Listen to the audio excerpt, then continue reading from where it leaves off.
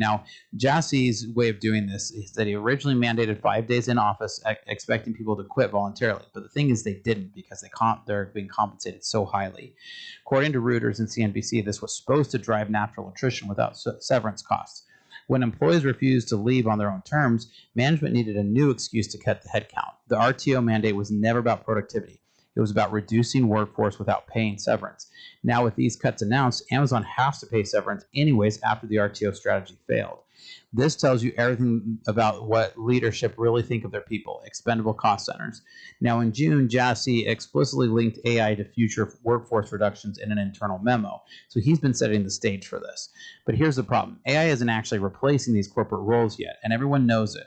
According to the sources, these are sales teams, marketing departments, and middle managements being cut. So we're seeing the middle management being cut all over the industry, right? Middle managers are really in a tough spot right now.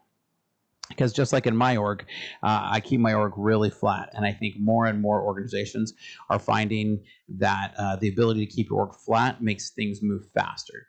So AI can't negotiate enterprise contracts, build client relationships, or make strategic business decisions. This is the oldest CEO trick in the book. Blame technology for cuts that you want to make for financial reasons. When leaders use AI as a scapegoat, it damages trust across the entire organization. He could just come out and say, we're driving to efficiencies, right? But Jassy created an anonymous bureaucracy mailbox that received 1,500 complaints from employees.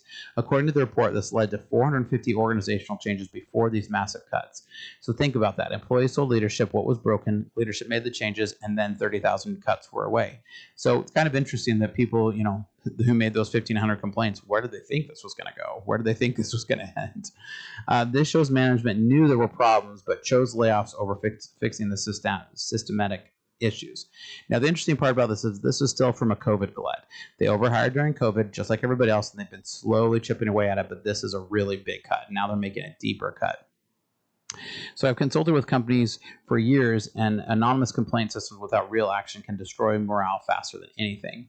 So when you ask for feedback, but then you've got to know that feedback is generally going to cut jobs. Now, the interesting thing about this is the AWS sales growth hit just 17.5% in Q2, which was lagging behind Microsoft Azure and Google Cloud. If AI was really driving efficiencies and taking jobs, AWS would be crushing the competition right now. Instead, Amazon is losing cloud market share while cutting the teams that sell and support AWS. So you don't grow slower than competitors while claiming AI made you more efficient. If you like this clip, make sure you check out the full Startup Hack Live video here because we've got lots more for you today.